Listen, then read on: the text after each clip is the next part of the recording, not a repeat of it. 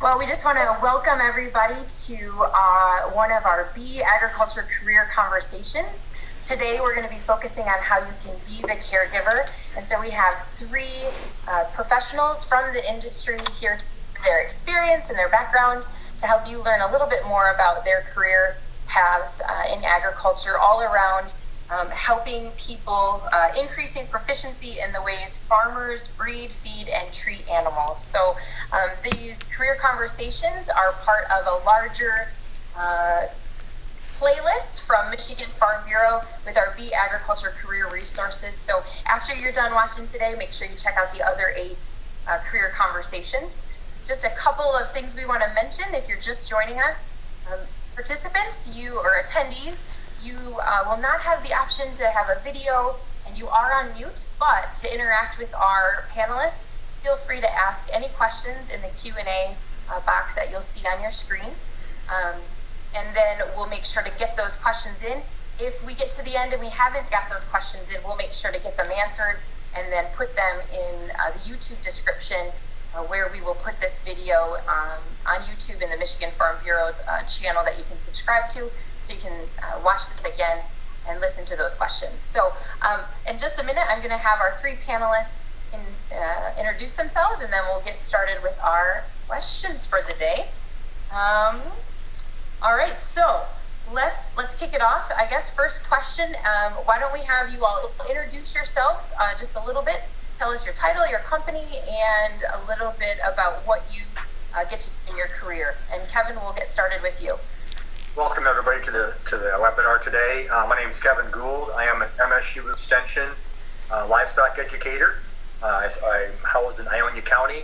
Been with MSU Extension just shy of 28 years now, and served as a extension of the land-grant University of Michigan State in our wonderful state of Michigan here, providing educational programming and research-based information to mainly beef producers in my program area in 18 counties in West Michigan and in some areas in a statewide effort as well.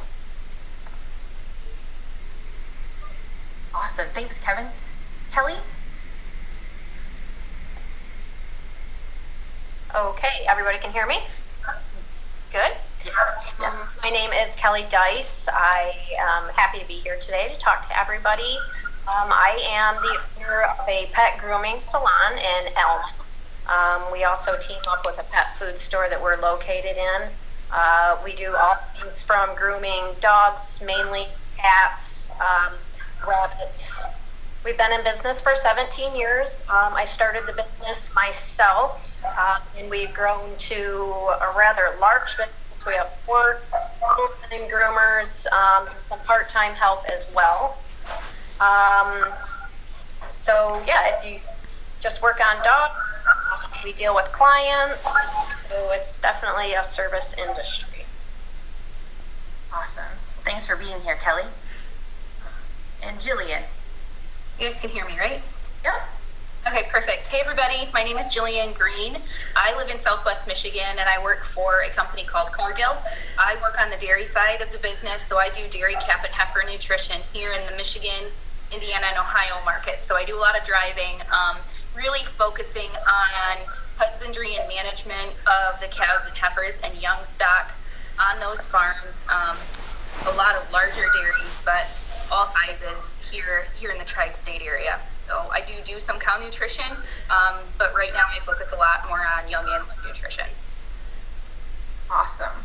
Well, welcome all of you. Thanks for taking time just to help get careers in the classroom, whether that's a virtual classroom or at home or in an actual classroom setting. So thanks for taking the time today.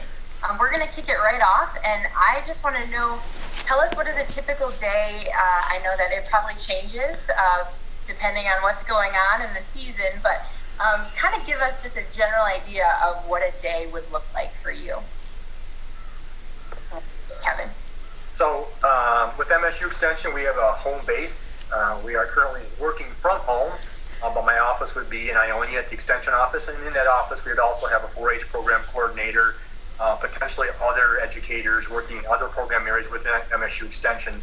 But my area, again, an 18 county area, would get me on the road a fair amount. I'm probably in my office about half the time. I am reachable via cell phone, email, web-based, um, conversations, texting by clientele today. It seems like there's lots of ways for them to find you as a resource for information. So my typical topics of work would be around the areas of nutrition in the beef area, from the cow-calf sector all the way through the feedlot. I work a lot in animal health, looking at health programs for the herd itself.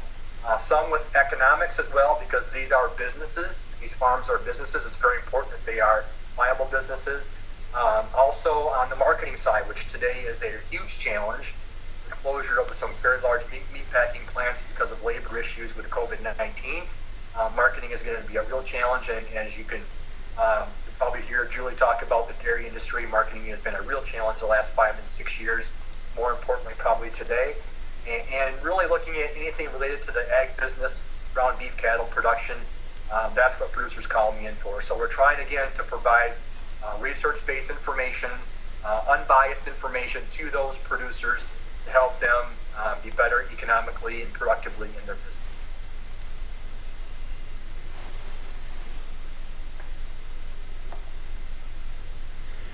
Okay, thank you. So a typical day for me or any of our employees, it's a busy day. It is always, we start work first thing in the morning. We are, a client-based business, so we have appointments, and anything in our day could be, bathing a dog, blow drying a dog. We have to know breed cuts. We have to know small animal health issues. A lot of client interaction, answering the phone.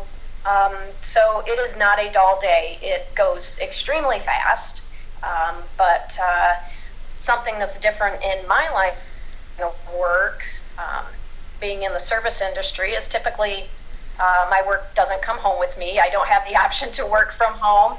Now I am the owner, so there is a certain amount of responsibilities that come with owning a business and having to go in and do all the work things that include, paperwork. Anything from janitorial to accounting to hands-on working with the dog is what I get with being the owner of the business.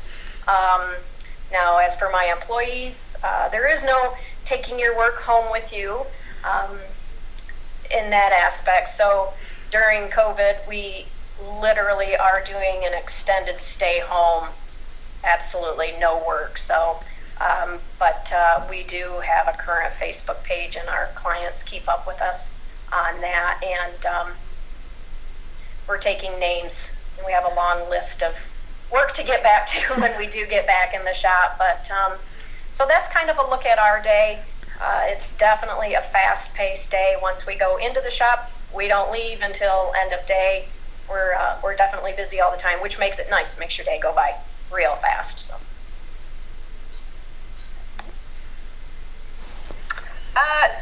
Katie, you hit the nail on the head. There's just not a typical day. I office out of my house, so we all live remotely. None of us really report to the plant. There are people within Cargill that certainly do, but those are fewer and further between, especially right now. So what I do, typically I'm in my office a day a week, depending on my schedule, which I have a control over. It just depends on who needs me and when, and I, in any given month, spend 4,000 to 5,000 miles in my car. And so a lot of driving, a lot of windshield time, a lot of time on farm. So the one consistent part of my job day to day is people and dairymen, and much like Kevin said, we're problem solvers, and it looks different every single day. Dairy farmers in Michigan haven't had a lot to go with in the last 5 or 6 years. So focusing on customized problem solving and financial, mindedness in our solutions day to day, sometimes that flies right in the face of nutritionally sound recommendations. So being nimble, being on your feet day to day, it's just it's a day in and day out thing, but it looks different for every farmer. So I think every day being prepared, having your head screwed on straight for who you have to see that day is probably the consistent part of my job, and one of the only ones, but especially in the midst of, the quarantine and the stay-at-home, stuff we've got going on right now. Our customers are for lack of a better way of saying it, freaking out. People are dumping milk. We're talking about how do we feed milk back to cows. I mean, if you would have asked me 2 months ago if that was a thing, man, I would have laughed in your face. But being creative and being nimble and being ready for any curveball, that's what my day looks like. And some days it's 8 to 5, and some days it's 5 to 8, so pretty dynamic every day. Awesome. Well, thanks for kind of giving us a little insight on your jobs and some of those tasks that you get to do on a daily basis, and those that are, fluctuating depending on whatever's going on for that individual person or client that you're working with, or just life in general and what's going on in the world. When you look at your career, what are some of the aspects that drew you to this occupation? So when you were in the job interview and they offered it to you, or Kelly, as you're starting your own business, what made you say, yes, I want this job? You want me to start, Kate? So I guess part of it was my upbringing. I was raised around a beef operation, and really that set me in a direction of wanting to probably work in agriculture. And I'll be the first to say that that's not a requirement to be involved in ag career today. I would say 20 or more % of our jobs in Michigan are related in some way to agriculture, and only a small percent of those are really in the production of agriculture side. Many more are support careers related to that enterprise. And it's very dynamic, and Michigan is a very diverse state. There's a lot of different opportunities and ways you can go in ag. I am blessed that I live on a small farm, and I'm calving beef cows right now too in the rain. So I get that day-to-day interaction as well. That keeps me out of trouble most nights and weekends when I'm not at my regular job. But I guess the gist of it is I love being around animals. I love the production side, and most importantly, I like helping people. And I think that was mentioned earlier, is we're really about developing relationships with people and doing it on their terms, in their environment, to understand and really listen to what their needs are, and try to bring the resources we have in our with our jobs to benefit those needs. Whether you're providing supplies, services, education, in a group setting or individually, it really comes down to trying to help those individuals in their careers do their job better, and that's part of our job. So there's only 3.25 FTEs in Michigan working around the beef cattle area, and in the education side, in the field, and I'm one of those. So very fortunate to be in this career, and again, it's not set hours. I get contacted a lot on nights and weekends because that's when people have problems, and that's when they need answers. So you have to be flexible about that as well, and be open to those needs, and drop what you're doing at times. And yet that, I think, really helps you develop credibility with your clients, and really develops that relationship. Because at the end of the day, you're working with people in any career. It's about developing strong relationships with your client and making sure that their needs are met, and that trust level is very important as well. And I think that applies across all of our occupations. I'll mute.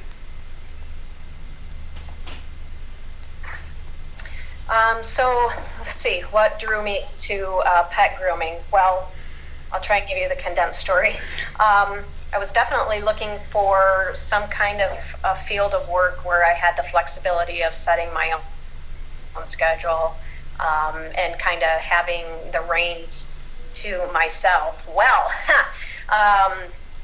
that can go both ways. That means that you're responsible for everything that's happening in your business. The main reason I wanted to do that at the time, I had, when I started my business, my son was 6 months old, and I just thought it would be a good idea to have a business where I could have the flexibility to set my own schedule, and do that. But I've always had a past with animals. I grew up on a dairy farm, just like Katie, and so I've always kind of had animals in my life, in the past, currently. And when I was going through college, I always had a weekend job at a pet store that actually my shop is located in now. So I've always had experience with small animal nutrition and a little bit of large animal as far as feed goes. So when I decided to take the leap and go into grooming school, I just kind of thought it was a perfect fit. I thought I would have the ability to work with the animals. I have a strong business background as far as being, putting clients' needs first, and just the pride of ownership. I knew I could do that. The funny thing is about me owning a grooming shop, I actually have a degree in art. So it just shows you that even though you go through 4 years of college and you think that you have it planned, sometimes you do a complete 180 and make your passion your career. So it can work out. And also, I knew there was a need in the community for somebody to open a shop that could provide good, honest work. And there's also, as far as, the earnings, I could see the earnings were going to be profitable for my growing family. So that's what got me into the grooming industry. For me, it's the people. It's all about the people. I grew up in the Summit, Michigan, so in dairy country. I didn't grow up on a farm either, but all I wanted to do was be on the farm. I had a farm that was right across the road from me, and I walked over through the field every single day to help them feed calves once I got home. And I probably wasn't as much help as I thought, but they got me into showing cattle, and it kind of snowballed from there. And I was thinking about what I wanted to do when I grew up, and I kept coming back to that experience with the people and the animals, and I really wanted to find something. I didn't know what it was. I started out in ag communications at Michigan State, which is dating myself because that's no longer a thing. But I could see there was going to be that disconnect for me, where I wasn't going to get that animal component and be with those people. They're salt of the earth, and they're all different, but they're all fantastic in their own ways. And for me, getting to know those people and being able to work on dairy farms has always been where my passion has been. And for me, will probably be my long-standing career, whether it's, with whatever company. I'm not an office dweller, and I get to be outside, and in the middle of winter, I need to be reminded of that sometimes, but it's really the people. I work with an awesome team at Cargill, so I am incredibly blessed. I have a great job for a great company. They treat me well. I've got flexibility, and all of those things are great. They're benefits, but it's truly the people in the industry that drew me to a job like this. Awesome. Well, thank you guys for sharing that. You, each of you kind of touched a little bit about your educational background and the training that you have had to undergo to be in the positions that you're at. Can we talk a little bit about what that training looked like for you, and then what do you currently have to keep? How do you keep current with your training as well? So what did you have to do to get here, and then what do you do to keep yourself current in your training and education? So initially, with an extension position like mine as an educator, there's a requirement of a bachelor's degree, and up until recently, a requirement of a master's degree in a related field. So I have a bachelor's in animal science and a master's degree in education, which fits well with my position. I didn't go into a college position or college education thinking I was going to be an extension educator. There were other opportunities 27 years ago in private industry. I chose extension. And it's not just about the compensation, how much you make. It's also about benefit package, the retirement program, and really the job responsibility and flexibility, and the ability to work with people and really make a difference in society that drew me, I think, to extension.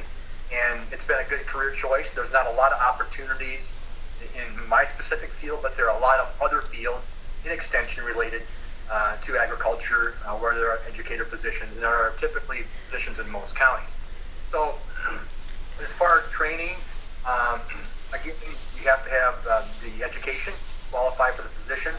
It's always good if you had some experience as well, but not required from the farm background. That was a key point for me, I think, and just being raised around an operation, I wanted to stay in that career path. I also am an ultrasound technician for the university, where I'm certified every other year in Iowa to breeding cattle. This for the university is a service that I provide. I'm the only service tech in the state of Michigan, which is a service-based program that generates some income for the university. Provides that opportunity in the state for people to have that service available locally here. And we are also granted up to 18 days a year in extension for professional development. This gives you the opportunity to continue to learn yourself, find things that you don't know a lot about, and really keep up to speed with the industry that seems to be moving at record pace these days with technology. And oftentimes you get in situations where the producers know as much or more than you do on a topic. And that's always good because learning can go both ways. So again, when you stop learning, you might as well quit your job. And I think that's one thing about most of our positions as we continue to learn more every day.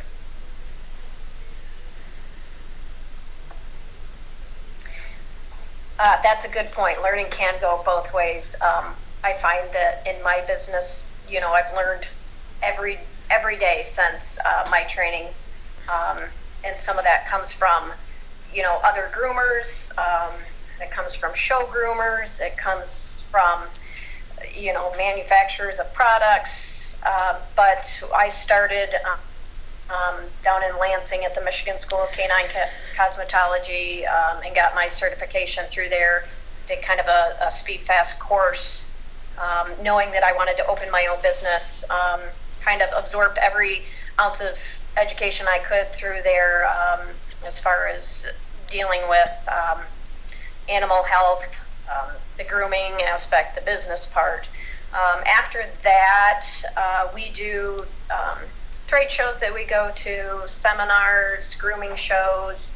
Now, you don't have to necessarily go to school to get certified for grooming, although it is probably the fastest way to learn all the techniques in the background of not only business but the animal, everything you need to know about vaccinations and what they touch on as far as veterinary care and everything like that. So that's probably the fastest way to do it, but I always encourage people that have an interest in grooming to never underestimate the ability to apprentice under someone. I think a lot of kids have they kind of look past trade schools, that sort of thing, and for some kids that could just be their key to success, is getting in under somebody that will teach them, apprentice them, and put them into a good career without, maybe kids that don't have the funding to make it to a 4-year college or something like that, but still have, the passion to work with the animals. Like you said, Katie, if you want to work with small animals, it's not just a career in veterinarian. There are so many other things that you can do too. But to keep up on our education, like I said, we do trade shows. We talk to show groomers. In fact, one of our breeders comes to us once a week with Gordon setters that actually go all the way to Westminster. So you want to talk about getting some inside tips, talking to show groomers that play in the big leagues. That's a really good way that we learn a lot of our product knowledge. For me, I went to Michigan State. That's kind of your option, and if you want to stay in state and be in agriculture, so that's what I did. I went to Michigan State for 4 years, and I have my bachelor's from there, and I got hired from Cargill right away. So a lot of my training is in-house, which I think is really interesting. We've got our own lab and our own research that we do. We've got our own nutrition program, and I think it's a living thing. And so we do a lot of in-house training, a lot of reiteration, a lot of continued training. And I was looking for someone who would, A, give me some upfront training, because I was pretty nervous about nutrition. I didn't think or feel comfortable with the amount that I felt like I actually learned, which is more common than I knew at the time. I think you learn a lot about a little, and you get a certificate that says you can learn something, which I understand now, but I didn't know that then. And so Cargill offered a really rigorous training program, and I had a mentor for a couple years, and I really appreciated the ability to take my time and learn and not feel like I was drinking from a fire hydrant. And so we do a lot of in-house training. We do a lot of nutrition training. We go to industry events as well. We do Great Lakes Conference if you want. I go to Dairy Calf and Heifer Association every year, Tri-State Nutrition Conference, those kinds of things. But honestly, the bulk of my learning comes from our in-house PhDs, our customers. You learn a lot of, we can learn the book. You know, we can learn what the book says. We can learn what our researchers are saying, but I think in a practical operation, it's different everywhere you go, but you have customers that tell you, like, this is what we're doing, and you can't see a way that works. And I think, like was said earlier, that learning goes both ways. And so I have a lot of learning I do from the company, but my customers as well. And I think that's always going to be a continuing thing. But that's the thing I value a lot about my job is they put a lot of emphasis on continued learning within the company. Awesome. So if we're looking at, we'll have high school students that watch today, college students, or just individuals who are like, I don't know what I want to do, so let me see what let me listen and see if there's some opportunities here with Be a Caregiver. What are some interests or organizations or just activities or classes that somebody, if they're listening and they hear that, man, you really encourage this one interest or one class or one organization, it kind of sets that light bulb off for them to go, oh, I like that. Maybe this is where I need to be. What are some of those, I'm grouping like 3 or 4 questions into one here, but, just hitting different organizations or something that they're currently doing that could really be the starting point for them in this Be the Caregiver. Well, from my perspective, expose yourself in the industry you love, okay? Which means get out there and get some experience and learn about what that industry is about. We see kids that want to be veterinarians that want to shadow or be an intern or work with a veterinarian for a summer or something like that. So that's one example of trying to get some exposure to a career. But as I said, in agriculture, 20% of our jobs in Michigan are related. Veterinarians is only one category in that. There's a lot of opportunities. If you want to walk in the door of a business and ask if you can be employed there, if you can volunteer there, you can shadow somebody to learn about that, you'll be surprised at how businesses, even though they may not post something, a lot of times they'll be open arms to look at somebody else that has some initiative, some drive, wants to get some experience, wants to learn about what they're doing. And again, that education that you're going to get from them is invaluable. You might be able to help out a little bit along the way, which benefits the business. So I would encourage you to look at opportunities like that, internships, on-the-job training, shadowing, mentoring programs, whatever you can find that gets you exposure to a kind of a career path that you may have some interest in. As Jillian said, she didn't think she was going to be a dairy nutritionist when she graduated Michigan State, nor a groomer of small animals, So those things just happen to us along our path of reaching adulthood. And you don't always know that your fit is going to be in a specific place, but the more things that you do, I think the more opportunity you have to find something that's a good fit, that you enjoy doing, you want to get up and go to work every day because you love your job. A lot of people I talk to don't love their jobs. Most of those people aren't involved in agriculture. Okay? So we also have a lot of commodity organizations that would love to have student participation and enrollment in those activities. And I'll speak about the Cattlemen's Organization of the state of Michigan, which I serve on the board of directors, the executive board for. We have about 350 members in that organization, dues-paying membership, and it's about $100 member per year, and we have a student membership for $15. You get the full benefits of the organization. You get to see the organization that way, to participate in the activities of the organization, and really learn from the cattle industry participants about what their business and what their job is all about. And you make professional connections. No matter what you're doing, you find people, you find connections about opening doors that you may not have known were even there before. So I think that's probably as valuable as anything you can do is just reaching out and putting yourself on the line a little bit, take some risk, and find some of those open doors, and they will oftentimes lead to real positive opportunities in a career path.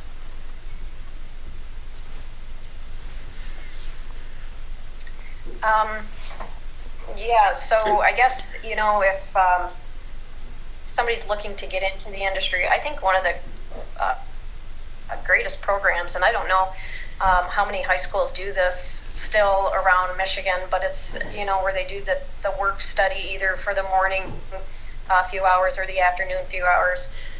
If you can find a business that's in your interest and have it count towards your school credits. Not only is that great for the business owner to have somebody come in that can do some of the tasks that maybe we just don't get around to, or if we're super busy could use the extra help.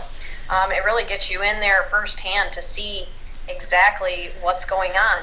And not only that, but you may spend a semester in a business thinking that that's something that you wanted to do, and maybe by the end of the semester you find out that that's something you don't want to do anymore.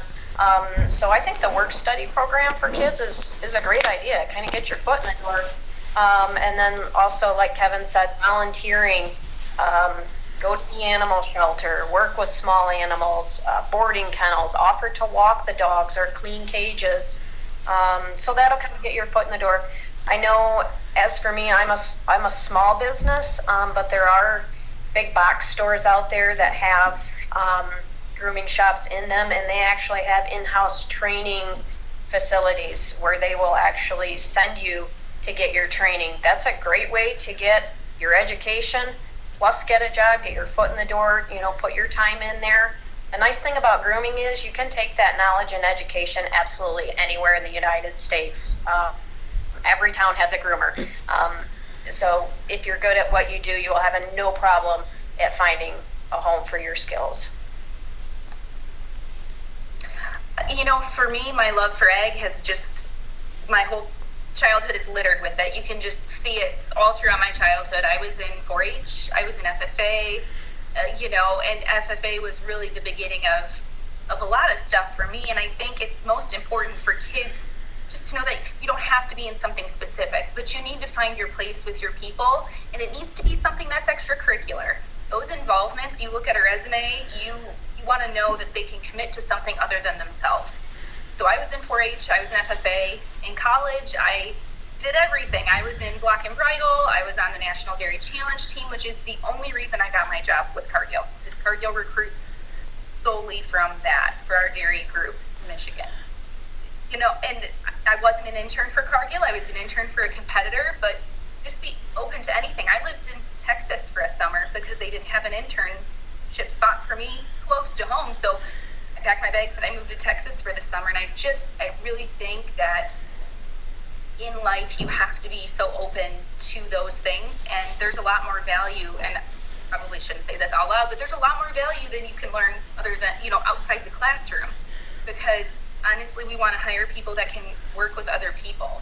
And you can teach a lot of stuff, but you can't teach those soft skills, those people skills. And I think every step along the way, my involvement in those organizations, they shaped me into a person who can talk to people and function, and no one's worried about, like, oh crap, I'm going to that farm today. Like, what is she going to say? And I think that's super valuable. And the job I applied for at Cargill was in New York. And they saw where I was from, and they said, we need someone in the thumb. I didn't apply for the job I have, and there's a lot of value in just putting yourself out there. The worst thing you can say is, like, this isn't a fit. I think it's easier to find the things you don't like than it is to find the things you do, so don't be scared. In college, I worked for the air quality lab, literally scrubbing manure off walls at 5 a.m. in the morning. And you know what? They paid me, and it was experience, and I learned I did not want to do that forever. I didn't want to do that kind of research. I didn't want to do that kind of work. I was done. So I think there's just a lot of value in showing you have Too many years, but many years ago. Let's touch on what Jillian said there about, getting up at 5 a.m. And there's something about us farm kids have, like, a drive that, like, no other. I don't know what it is. My dad is a third generation farmer, but yeah, I think there's just something about, kids in the ag program and everything. They just need to be very driven. And it's funny that you said that, my dad would always say if I was doing something in the summer, like putting me up in the straw mow when it's 100 degrees, because, you only bale hay and straw when it's 100 degrees out. You could say this is a character builder job, and you're right. There's something about the agriculture industry that builds character. But I was also going to say, even through my 4 years at art school and then grooming school, I never regretted taking any communication classes or business classes. It seems like no matter what you're doing, you can always use that skill set with either public speaking, business, just I want kids to feel like that's an important part of no matter what job you're doing. You have to know how to talk to your clients, or with you guys, when you're out on a farm, you have to know how to communicate with your farmers too. So I just wanted to add that. I totally agree with you. They put, in my job, my customers spend the most money on feed and labor. And so they're always looking at you to understand the financials of their business, not only feed, but understand the management of their farm. And I've got a specialization in ag business management, and man, I wish I would have paid attention more. And there's always someone you can lean on, but that skill, I think it's not emphasized enough, Kelly. I totally agree, because it is day in, day out part of my world. Awesome. Thank you for sharing that. As we kind of wrap up we're kind of getting to the end, so just want to kind of wrap up with one more question. If somebody, whether a student is like, today sign me up for the ag industry, or they're kind of thinking about, maybe this sounds, like somewhere, a path that I want to take, I don't know if it's one word of wisdom, or, I guess two things. One, what should they be aware of? What are maybe some obstacles or something that might happen along the way that they just need to be aware of? And then what's just one last word of wisdom that you would give them to prep for that and to be ready as they come into the ag industry? Yeah, that's pretty open-ended, I think, Katie. It's a heavy question, but you guys can hit it out of the park, though. I have faith. I think a lot of these topics have really been talked about by our group today. Our panel did a great job. Couple things is really try to seek advice and seek opportunities, as I mentioned before. And they may not be, as Julie mentioned, they may not be in your backyard. They may require you to be in a different county or a different part of the state. And those are great opportunities for you to grow and to learn about things that you maybe haven't learned about locally, and really get outside your comfort zone. Because when it comes down to it, if an employer is going to hire you, at the end of the day, you're going to have to provide more asset to that company or organization. We showcase to that employer that you are of value to their company or organization. That is critical. And so practice those skills. Go out and interview for jobs, even if you don't want the job. Put yourself out there. I'm trying to encourage my 22-year-old who just lost the job that he had with the DNR this start June in the UP.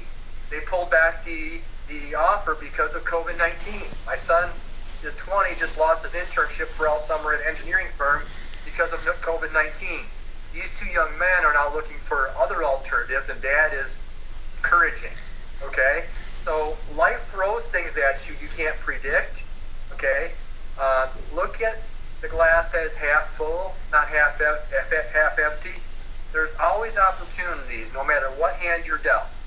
Okay? Try to set yourself up to be successful and hopefully find a career and an occupation that you love to go do every day. And I think I'm in that position today, and I'll retire someday, not too distant future, but I won't quit doing what I'm doing. I'll still work in the ag field even if I retire.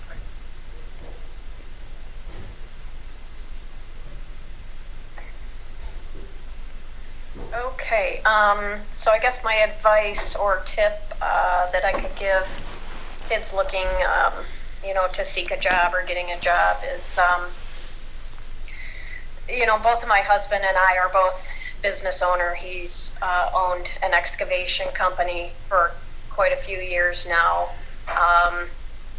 So him and I both deal with employees of all ages, young, middle age. I think the biggest thing for me as a business owner is, first of all, even if you're at work and there's nothing to do, you need to look busy, or you need to find something to do. because the second that you don't look busy or you look like you don't know what you're doing, me as a business owner, I'm going to start questioning your value here. And another thing is just to, if you don't know, if you're new in a job and you're not sure the answers, ask for help, ask questions, ask a colleague.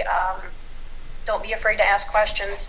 My son, too, is almost 17, and he is working for my husband in the excavation, and he's learning so much. But one of the biggest things I think he is learning is how to be a good employee. Not only is he learning skills, but he is learning how to be a good employee, which means staying busy. If you see something that needs to be done, do it. So those are important things to me as a business owner. When you come in and look at a job, I just want somebody that's going to show up, that's going to do a good job, that's going to ask if they have questions. So just somebody that has pride in their work and, puts a little bit of effort behind it. And I think if you can master those skills, you can learn along the way. You'll learn every day. You can learn as much as you can in class, but being on the job and doing it, if you can do those skills, you'll be fine. I think one of my biggest pieces of advice would be don't be scared of the hard work. Don't be scared of taking that college experience that means being at work by 5, scrubbing manure off walls. Don't be scared of taking the job that you don't like, but it puts a line item on your resume and puts you maybe in the position to meet some people that you can have as part of your network. There are still people that are part of my network that I met at Michigan State and are completely in my corner whenever I need them. And I think that's because they know, to Kelly's point, you're going to do the hard work. You're not going to sit there on your phone just thinking around. And I know it's so tempting. Like, we all have phones. Like, all of us probably have it sitting right next to us. We're on computers. Like, I get it. It's hard. It's just hard to put it down and engage in what you're doing. So just don't be scared of the hard work, because jobs in ag, they're not typical, right? And there's benefits that go along with the flexibility of, me per se. I work out of my home office. I can stop and get groceries on my way home. If I'm done early that day, that means I'm home at 4. And no one sees me if I have to take my kids to a doctor's appointment at 4, in the afternoon, or I need to take the day off or something. So I've got a lot of flexibility, but with that, it can swing the other way too. And that oftentimes looks like hard work. And for me, I think there's a few screws loose. Like, I've always kind of sought that out. My dad was a small business owner. They had a metal fabrication business, and we spent Saturdays at the shop. My mom would bribe us with donuts, but we were sleeping. We were doing the jobs that they didn't want to pay someone else to do. We didn't get paid. Like, it was a family. That's what you did. And I think that hard work, it's something you can't teach, and it's something I'm trying to instill in my boys too. But if that was my piece of advice, it's like, don't be scared to roll your sleeves up and just do what needs to be done, even if you don't want to do it, because someone's got to. My other piece of advice would be just find something you love, because you spend the majority of your life working. There are some days I spend 14, 15 hours working, and I love it. I love my customers. They still have to pay me to do it, but I think you have to find the thing that makes you tick, and it's hard to do that, and that can change with the season of life you're in. You might be 22 and think you want to work for the DNR, but life hands you different cards, and then you stumble into something that's truly great. And I think just find the thing that makes you tick and be honest with yourself about what that is.